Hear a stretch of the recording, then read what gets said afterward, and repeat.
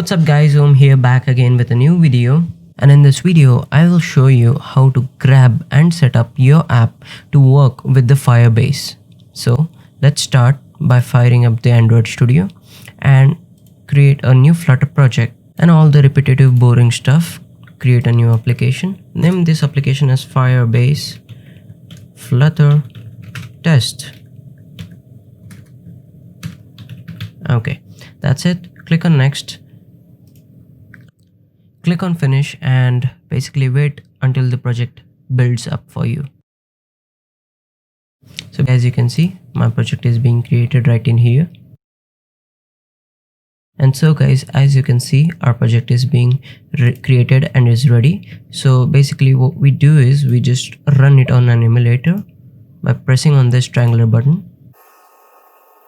Now guys, as you can see, our app has run successfully and in our emulator, and let's just move our emulator to the second screen.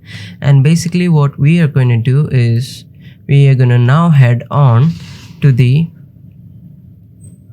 Firebase console, which is console.firebase.google.com, and in here click on add project. And basically when you click on add project, you need to enter your project name, which in my case I'm just gonna enter like Firebase tutorial. Okay, that's it, and click on continue. If you want to edit this you can, but I'm just gonna leave it empty, and I'm just gonna turn off the Google Analytics for this project purpose only. If you want, you can enable it. There's no problem or harm in that. So it's basically creating a project, and it may take some time, which probably depends on your internet connection again. And let's wait. Yeah, it's finishing up. Okay, so as you can see, our project is ready and good to go. Click on continue, and it will take you to the home page of your Firebase console. So basically you just need to go to the real-time database and click on create database and start in test mode and click enable. Now take a note on this, because this I am just showing for the tutorial purposes, and so I'm just keeping this in the test mode. But if you are going to publish your app onto the Play Store, click this button right here, which is start in locked mode. For this project concern, I'm just gonna click on the test mode and click on enable.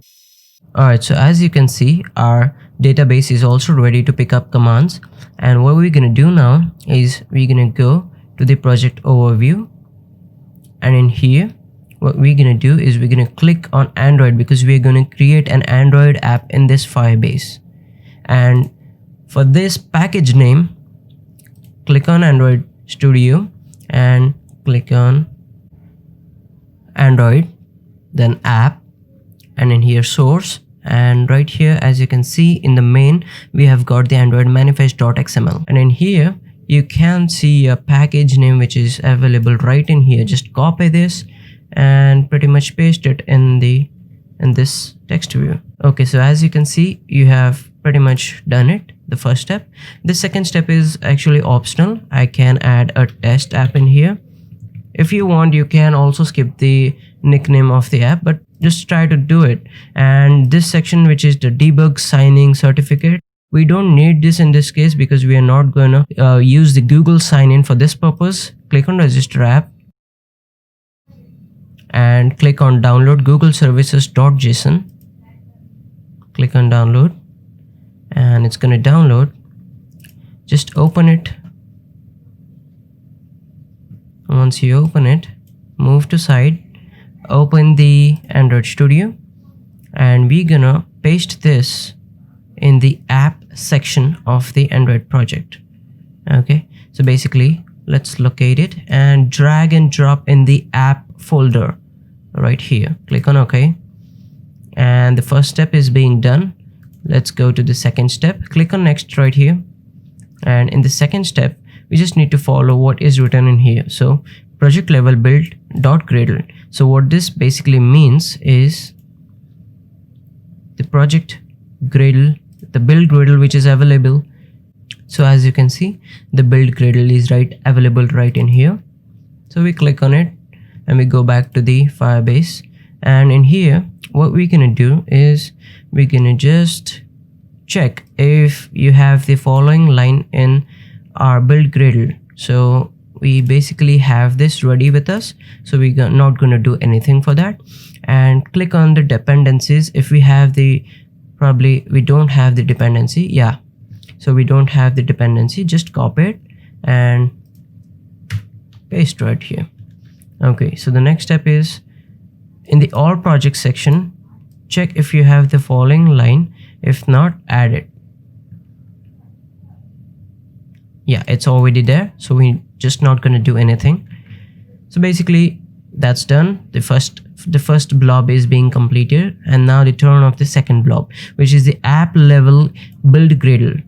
I'll show you where it is. So it's basically in the app, and when you click on the app, it's right in here, which is build.gradle. And in this we have certain things to implement, like the app plugin. Add this line, app plugin, just copy it from here, go down a little, right here below this, we're just gonna paste it. The next thing is we're gonna just paste this thing also, com.gms Google services. Well, basically this is already present, so we just not gonna just delete it and paste the second one.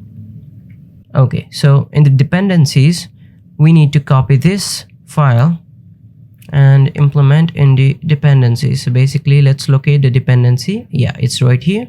Press enter and just paste it. That's it, I guess. Yeah, that's it. Click on next and we are good to go. So basically right in here we have done all the setup for the Firebase, and the next step is to load this URL, which is the Firebase database, and in the pub.dev locate to this package and install this package and import it. So basically just copy it from here, go to our project, and in our project in the pubspec.yaml, and in here just locate to the Cupertino icons, and below that just paste it and pub-get. Once you get it, we're gonna locate to this, copy the import, and yeah, it's process finished with code exit code 0. So after that we're gonna import this right in here. Okay, and one more last thing that we need to do is we need to locate to the minimum SDK version and just type 21, because the previous versions might not support the project level API that you might use in your application.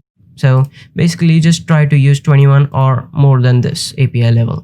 So that's it. That's the pretty much setup that we need to do in order to get Firebase control in your application.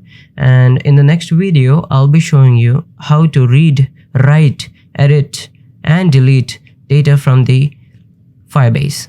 So that's up for this video, guys. Hope you like the video. If you like the video, please hit the like button, subscribe to my channel, and stay tuned for more.